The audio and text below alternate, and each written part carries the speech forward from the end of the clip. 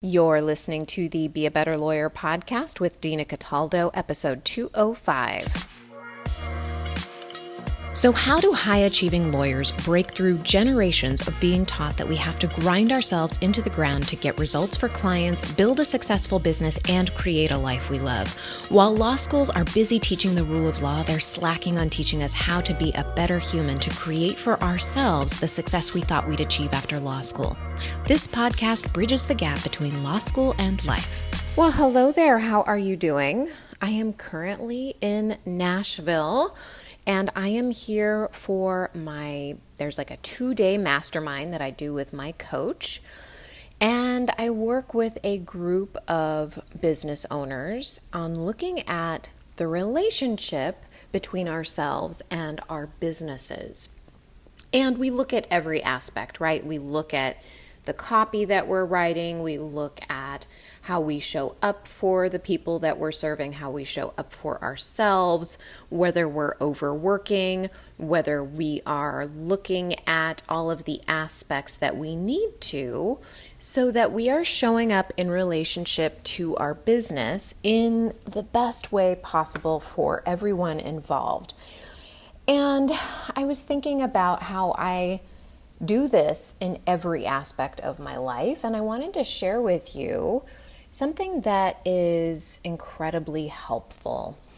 I was thinking about some of the most common problems my clients face, and I wanted to create a podcast episode that looked specifically at how we can recognize our triggers in those areas and make change. Our relationships are our greatest teachers. They can also be our most emotionally triggering.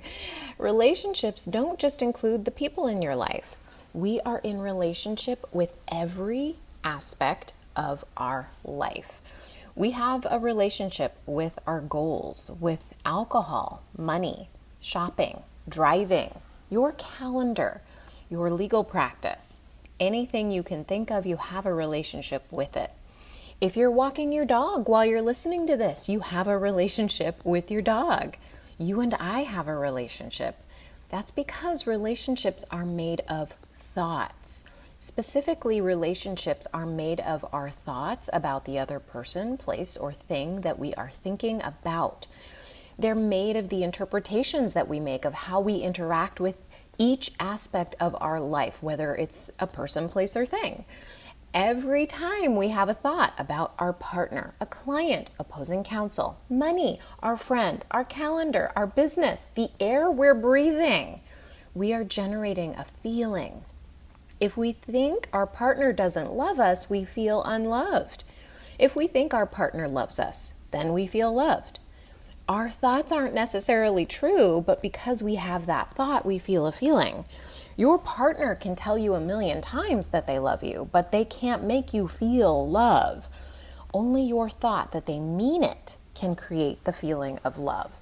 And even if you think they mean it, if you don't have the thought that you love them, you can't feel love for them. Our thoughts about our experiences, our relationships in the world are what generate emotions.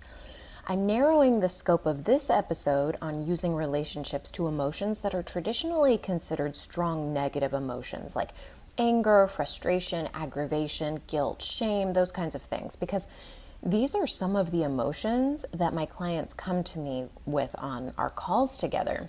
And these feelings are coming from thoughts about what's happening in our life, our relationships.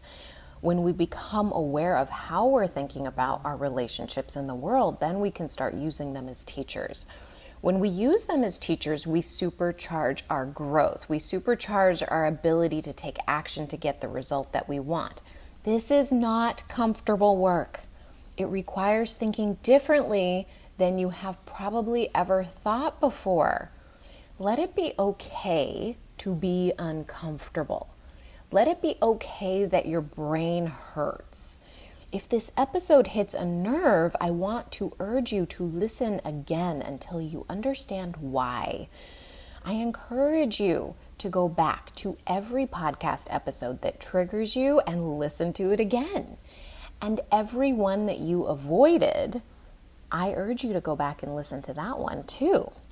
those feelings we try to avoid are the ones where we can get the biggest lessons. It's like the low-hanging fruit for us.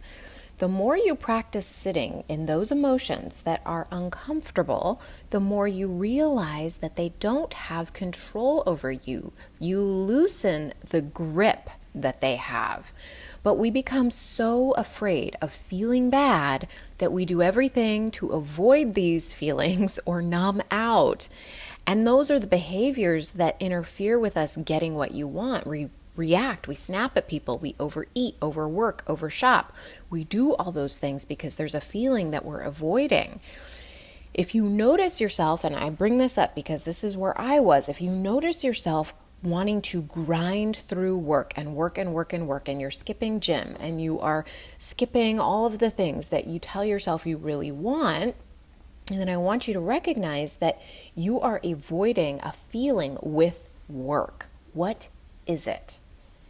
Like, really take a look at your life, because you have a relationship with work, and if you were pouring all of your energy into work, why? Where are you not pouring your energy into?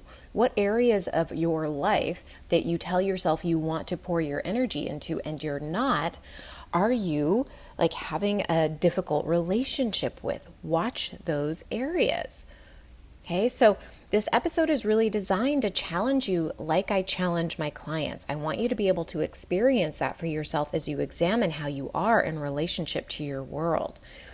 Every relationship we have is a lesson to learn if we're looking for it. I'm not saying that you take yourself up on every single lesson, but let's look at this at the easiest access point, right? And the easiest access point to those lessons is how we feel in relationship to whatever it is that we have in front of us, right? The work that we have, the calendar we have, the person we have in front of us. Those feelings give us information about our relationship. This is just information. These feelings are not good. They're not bad. They just are. And sometimes someone will ask me, aren't the ones we have that lead us to behaving how we don't want to behave bad? No. In fact, that judgment that anything that you do or feel is bad is creating a layer of shame that makes it more difficult to see the lesson. We were placed on this planet with all of the emotions. None of them are bad and wrong. It's how we observe them and see how they show up in our life that matters. They are the best tools for our growth.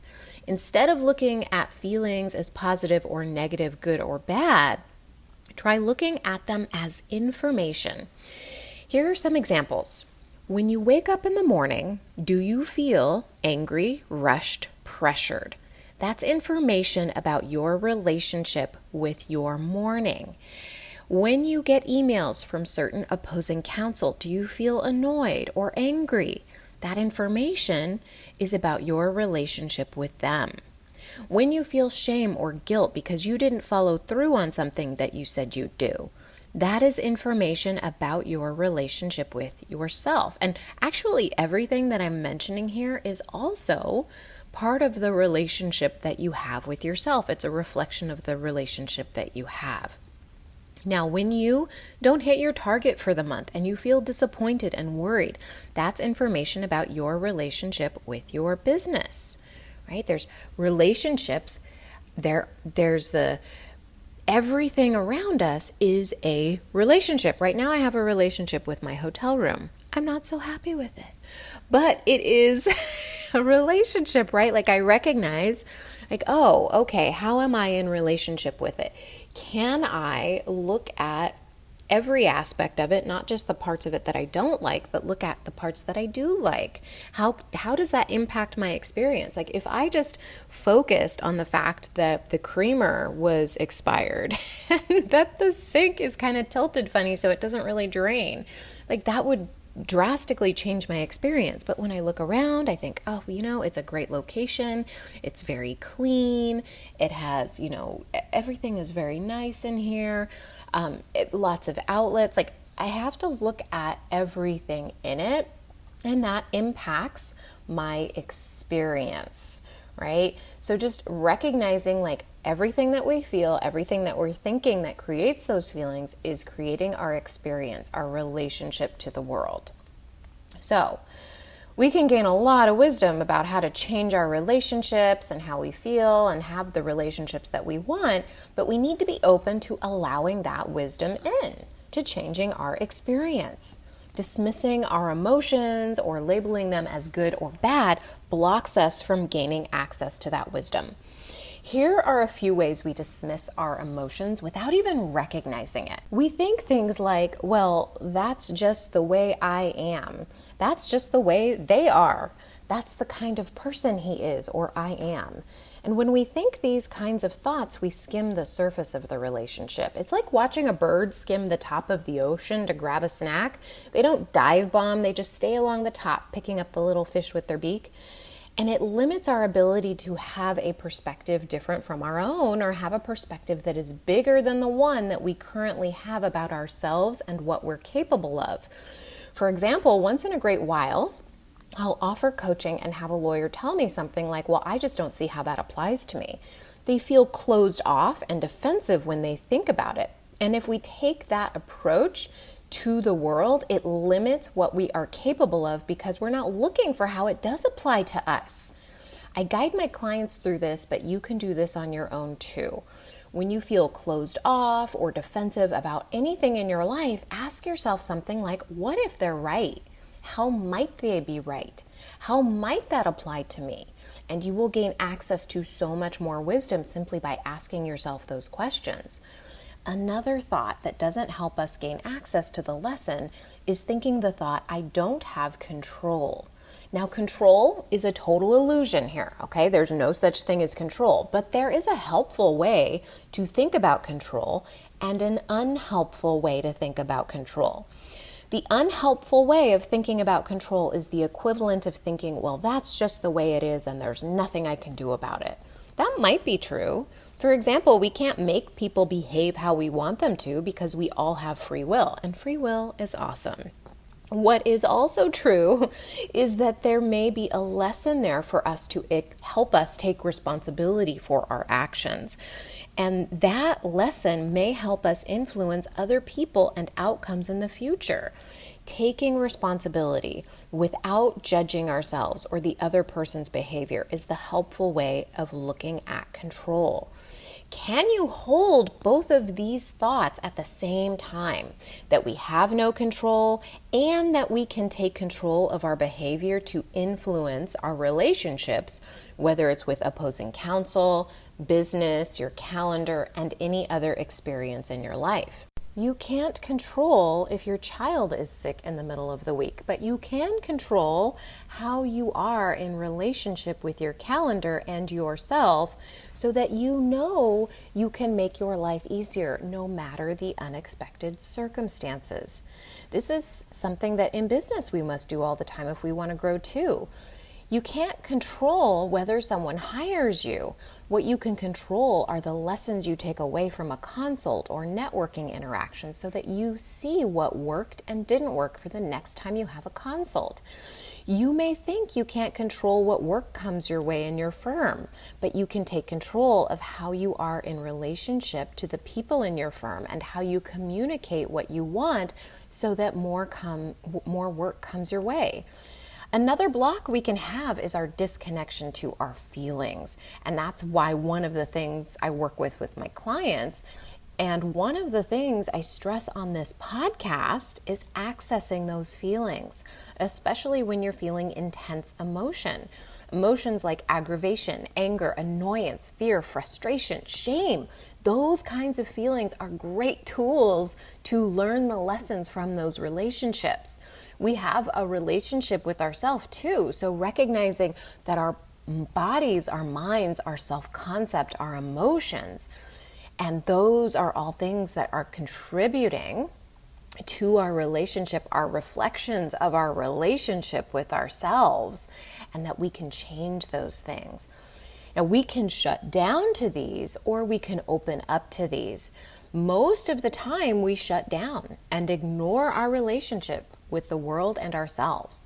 No one ever really taught us how to open up.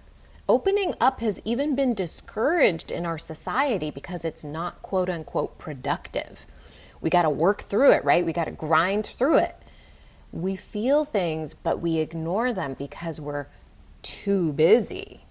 I put that in quotes too. We're disconnected with what it means to connect with ourselves. We can't even notice the impact of being disconnected from ourselves. And I was there a long time. So I am speaking from experience. So here's a few ways to know that whether you're disconnected with yourself. If you ruminate, blame others for what you're feeling, complain about how busy you are, or complain about other people and their bad behavior.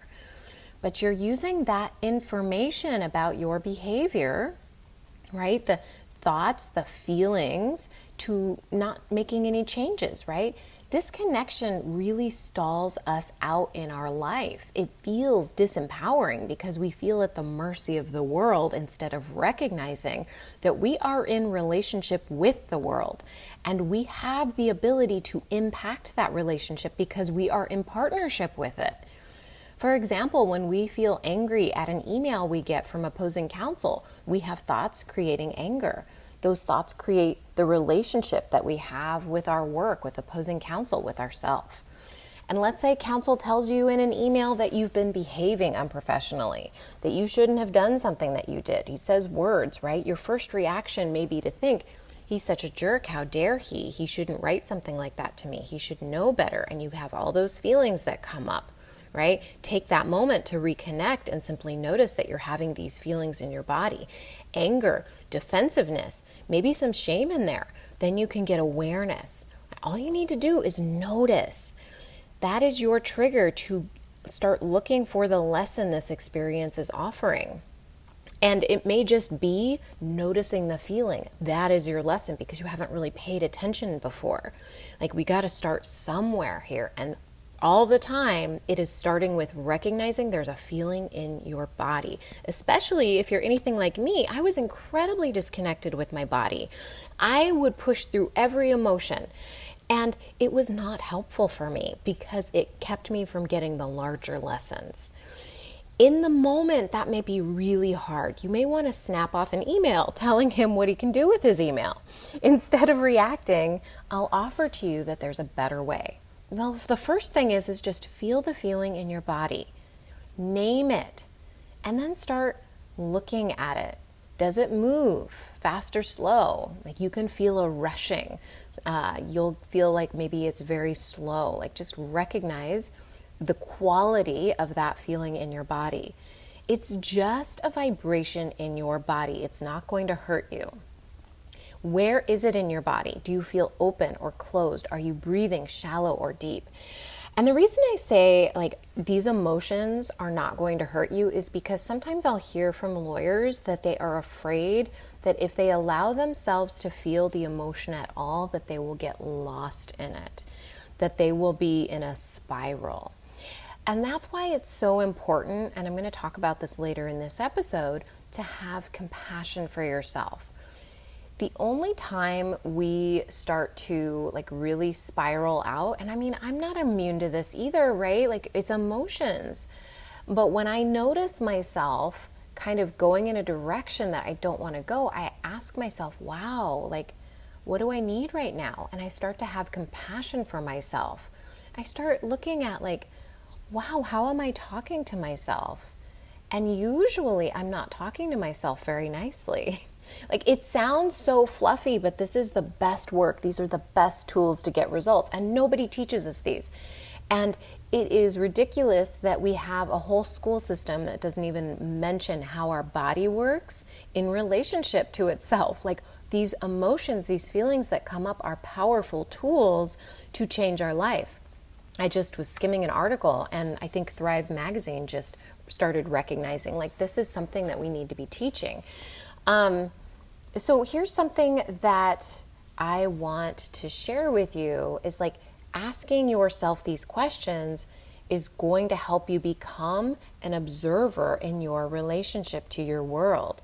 It will help you slow your brain down so you're not reacting and instead you're reconnecting with yourself. And once you become conscious of the emotion, then it's time to get curious, right? Like, ask yourself where your brain might agree with what opposing counsel said in that email. Maybe you see their perspective, maybe you don't. It doesn't matter. What matters is that you take a moment to open up your perspective instead of shutting it down. What do you feel in those moments? And when my clients have experiences like this, and when I've had experiences like this, the first feeling we have feels like anger. But when we take time to notice where our brain agrees with what they said, we feel the true emotion, which is shame or guilt. We have like these quiet thoughts that say things like, I should be better, or I should know what I'm doing, or I did something wrong. And we can't even notice it because we're not reconnecting. We only feel defensive when we are agreeing with something someone says. Like, that's such a great tool, emotional tool to look for, is that feeling of defensiveness. So if you feel anger rising up in you, that is a sign to start looking for what else is there. It may be defensiveness, right? And then the lesson can be more visible to us. Maybe the lesson is what your true thoughts are about yourself, and there may be more work for you there. The lesson may be that you become more compassionate to people because we never know everything that's going on in their life or what's happened to them. Maybe the lesson is that you're more compassionate to yourself because you notice the language that you're using when you're talking about yourself. I know that sometimes lawyers will come to me and they'll say things like, yeah, I was just so stupid. I can't believe I did that. I'm such a moron. And like, recognizing the language that we use towards ourselves, that impacts the relationship that we have on ourselves and how we behave in the world. Now, recognizing these relationships and feelings does not mean we have to be perfect and control them. We can react in the situation and then later on, without judgment and with total compassion for ourselves, and knowing that we're not robots, we can look at our relationship in the situation. Whether we were angry at an opposing counsel, or we overspent that month and felt guilty, or we're seeing that we're not going to the gym every week and are judging ourselves for doing that instead of having compassion, whether we're following through with our calendar or not. Whatever it is, we can look at our relationship with that and say, I wonder why I did that. What was happening there? This gets us into curiosity instead of judgment. Remember, judgment blocks us from growth. What if you just looked at the facts, the information of the emotions, and asked, I wonder what it would have looked like if I had more compassion, right? What might that look like if I felt that instead? For example, I hated the way I felt in the morning.